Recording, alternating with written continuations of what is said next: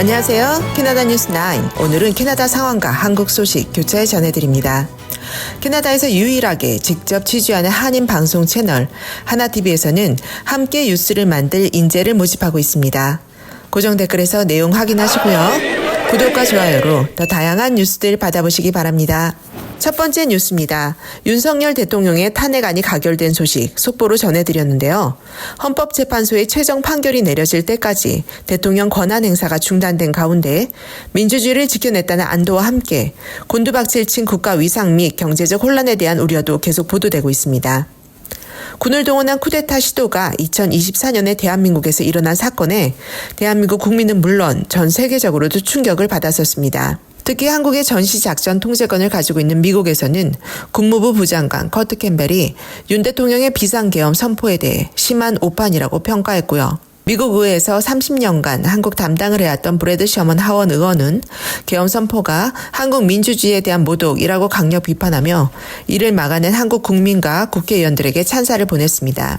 한편 밴쿠버에서도 탄핵 표결을 앞둔 시간에 150여 명의 시민이 모여 폭우에도 불구하고 한국의 민주주의를 염원하는 마음을 담아 탄핵 집회를 진행했는데요. 주변의 캐나다인들조차도 계엄령에 대해서 저희한테 얘기하면서 걱정을 해주는데 저희 한인들이 잠시 해외에 나와 있다는 이유만으로 침묵하는 것은 좀 부끄러운 일이라고 생각했습니다. 국민들을 촛불광장으로 이끌지 않았으면 좋겠다는 거, 그리고 민주주의를 박살내지 말았으면 좋겠다는 마음 한 가지밖에 없습니다. 저희가 지켜온 민주주의와 반민주주의의 싸움이기 때문에 저희는 결코 물러날 수가 없고요. 지금 이렇게 비가 와도 꺼지지 않는 촛불처럼 저희는 당신이 내려올 때까지 절대 이 불이 꺼지지 않을 것이라고 자신합니다. 하나TV에서는 이 현장을 취재하고 바로 한국으로 전송해 JTBC 뉴스의 밴쿠버 집회의 뜨거운 현장이 보도되기도 했습니다. 다음 뉴스입니다. 12월 14일부터 2월 15일까지 2달간 GST 없이 물품을 구입할 수 있게 되었는데요.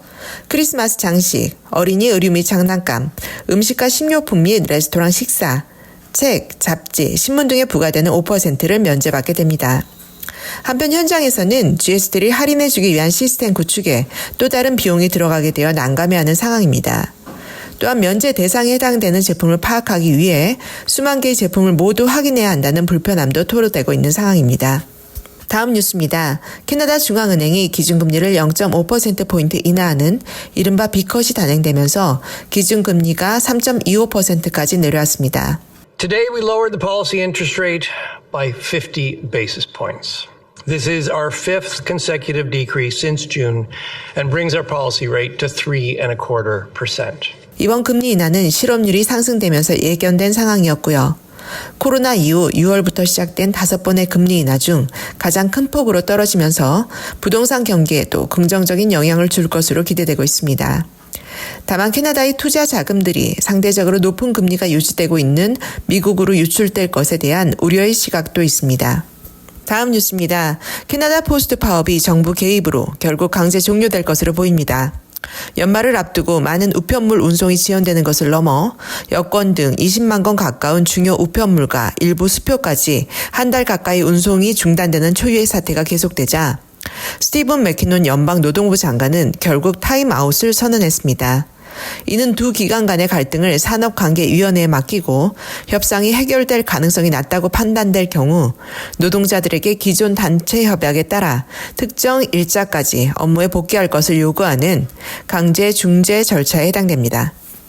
다음 뉴스입니다. 최근 발표된 정부 보고서에 따르면 응급실을 방문하는 환자 중 15%는 패밀리 닥터 차원에서 또는 비대면으로 진료 가능한 비응급 상태에서 방문하는 것으로 나타났는데요. 캐나다 의료 시스템에 대한 논의가 다시 한번 수면 위로 떠오르고 있습니다. 특히 농촌 지역과 소외된 지역에서 비응급 상황에서의 응급실 방문 비율이 현저하게 높은 것으로 나타났고요. 캐나다 각 주에서는 패밀리 닥터 지정을 좀 더 쉽게 하기 위한 각종 방안들을 발표하고 있는 상황입니다. 다음 뉴스입니다. 밴쿠버시에서 그동안 건축물의 4층과 13층을 생략하기도 했던 관행에 대해 제재를 가한다고 하는데요. 이혜영 기자, 어떤 소식인가요? 네, 밴쿠버시는 위험 상황에서 소방관들에게 혼란을 준다는 우려 때문에 10년 전인 2015년부터 건물의 모든 층수를 표기하는 법안 마련을 추진했고 2025년부터는 건물의 모든 층수를 표기하도록 지시했습니다. 서구 문화권에서는 숫자 13을, 한자 문화권에서는 숫자 4를 기피하는 문화가 있는데요. 엘리베이터 회사인 OTIS 보고에 따르면 현재 85%의 엘리베이터 패널이 13층을 생략하며 병원 등 생명과 관련된 시설에서는 숫자 4 대신 F를 사용해왔다고 합니다. 밴쿠버시 당국은 현재 2025년 새 건축법 제정을 앞두고 층수 표기 문제를 포함한 공청회를 진행 중입니다. 네, 소식 감사합니다. 다음은 한인 소식입니다. 지난주에 한인의 연합송년회에 이어 14일에는 제향군인회를 비롯한 참전용사 및 노인의 연합송년회가 진행되었습니다. 이번 행사에는 6.25 및 월남전에 직접 참전했던 용사분들과 각계 한인 대표들, 외국인 정치인들, RCMP 인사를 포함해 150여 명이 참석한 가운데 진행되었고요. 감사패 증정, 격려의 인사말들과 축하 공연 등으로 한 해를 마무리하는 의미 있는 시간을 가졌습니다. 특히 올해 송년회는 제한군인회뿐만 아니라 6.25 참전 유공자회, 월남 참전 유공자회, 노인회도 같이 공동 주관으로 송년회를 준비하게 됐습니다. 그래서 저는 모든 행사할 때 항상 유공자분들을 맨 앞자리에 놓거든요. 그래서 그렇게 해서 저희가 그분들을 좀 챙겨드려야지. 우리가 대한민국을 위해서 정말 우리가 목숨을 바쳐 싸운 영웅들입니다.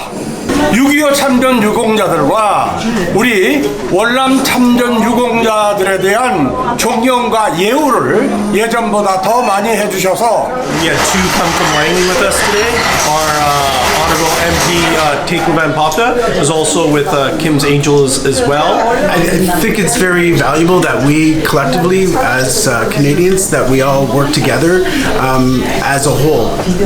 Basically, we all can do this together and help each other in the Korean community and in society as a whole. I think it's a great job. As we always say, as Kim's Angels is teamwork makes dreams work, and that's why we're a huge part of making a difference in the. 이상 이번 주 뉴스 마치겠습니다. 캐나다 주요 소식과 밴쿠버 한인들의 생생한 모습 하나TV에서 만나실 수 있습니다. 구독과 좋아요 통해 더 다양한 뉴스 받아보시기 바랍니다. 감사합니다.